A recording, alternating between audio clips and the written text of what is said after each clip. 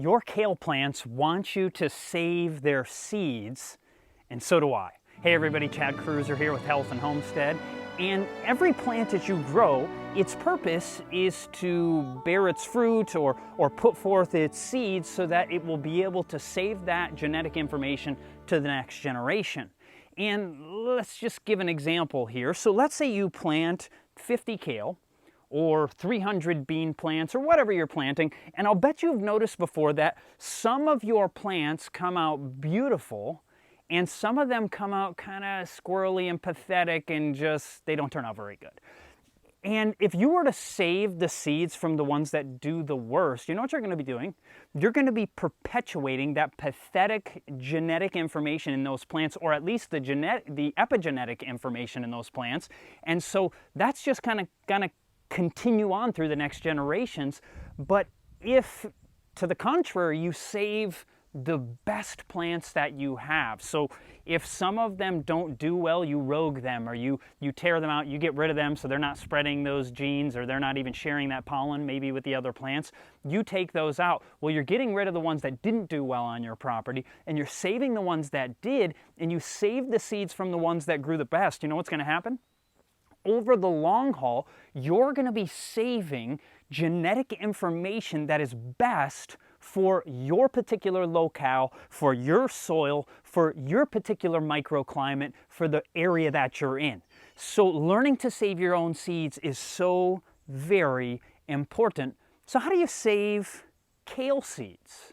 Now, the first generation, the seeds that have been saved are probably from plants that grew well in the location that the seed seller or whoever was growing them originally, they grow well in their particular environment, but over the generations of you saving them, slowly they should start being better for your particular climate if you save the best ones from your property. So how do you save kale seeds? Now, it's a little bit more complex than maybe something like a squash. Squash, very simple. You grow the squash plant, you have the squash, you cut it open, you take the seeds out, you let them dry, and then you have your squash seeds. But kale, you may have grown kale before and you're like, hey, it never went to seed. I don't know what the deal is. It just never had seed.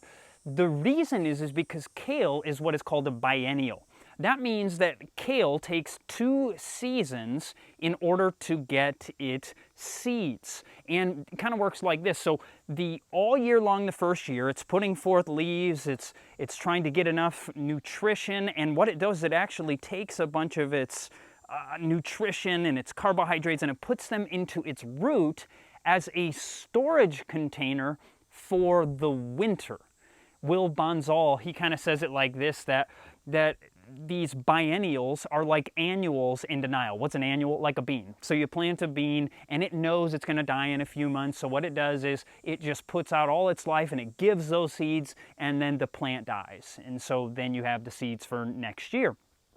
Kale, on the other hand, or biennials on the other hand, he says it's kind of like they think, I'm going to live forever. And then all of a sudden winter comes, and they don't keep growing through the darkest part of winter, but they will stay alive unless you live in a crazy cold climate. And so they'll stay alive and you can still cut the leaves off. They're not going to keep growing through the winter, but then once early spring starts coming, they'll start growing again, and they'll realize, oh man, I'm not going to live forever. That was rough. And so what do? Come next summer, they will put forth beautiful flowers. Actually, in the spring, they'll put forth the flowers, and once those flowers die off, you're going to start getting what you see here. You're going to start getting the seed pods the second year. And that's why you never see them the first year, because they're biennial.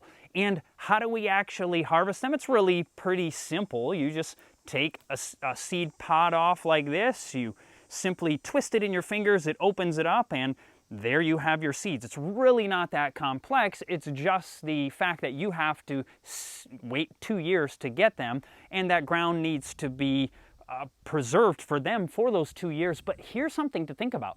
In certain plants that you're looking to save seeds, for instance, if you're looking to save carrot seeds, they're also biennial, but you can't just eat the root, because if you eat the root, you don't have anything to get seeds from the next year. But that's the great thing about kale. you can both save the plant, you can be eating from the plant the first year, right through the winter, even into the next spring, and you can then still harvest the seeds, so you're getting seeds all along, so you're not actually wasting that ground, and you still can use this ground right now, and you can have a fall crop, maybe planting something like beets. You can still use up that ground, so that ground is not wasted, it's totally usable, and that's one of the great things about saving kale seeds.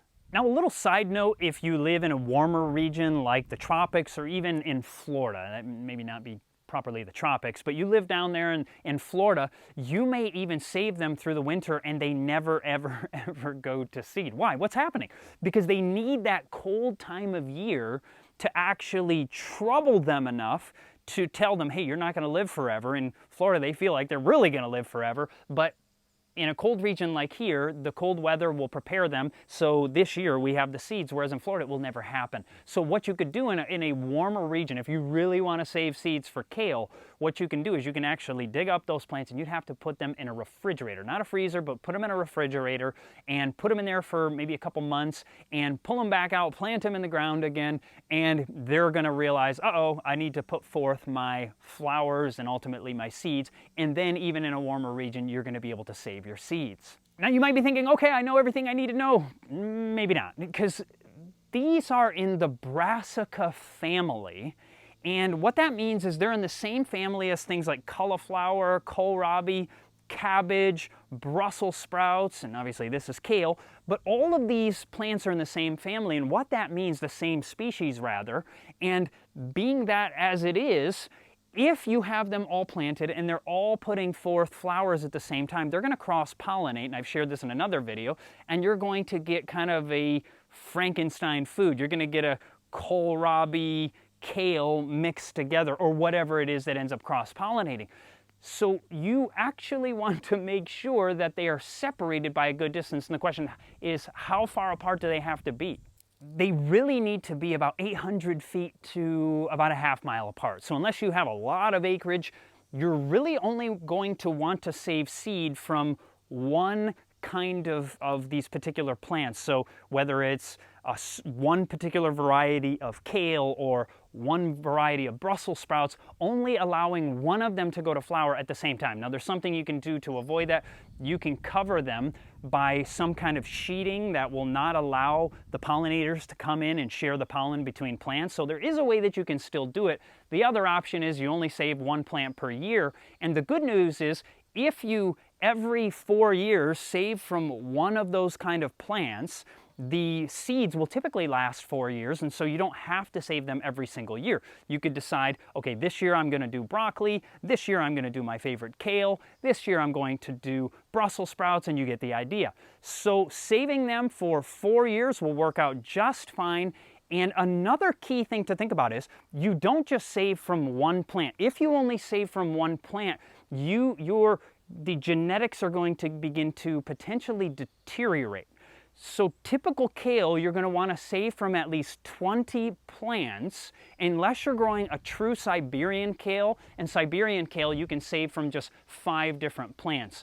But the trouble is, not all kale that's called Siberian is truly Siberian kale. But if it's true Siberian kale, then you'll only need to save it from 5 plants. But really, I mean, if you have a big enough garden, having only 5 plants, you can have plenty more than that. It's really up to you, but kale's probably my favorite green when it's cooked. I love cooked kale.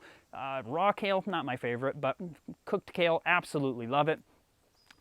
The other thing is that kale has a long history. It goes back thousands of years. 2,200 years ago, Cato talked about this in Rome. This kale, this is something that's been around for a very long time. Brassicas, humans have been eating literally for millennia, and this is a great food to have in your garden. So if you like this video, please subscribe below, but also if you have any questions, any comments, or any videos you would like to see, please share down below in the comments section. Hit the like button. God bless, and have a fantastic day.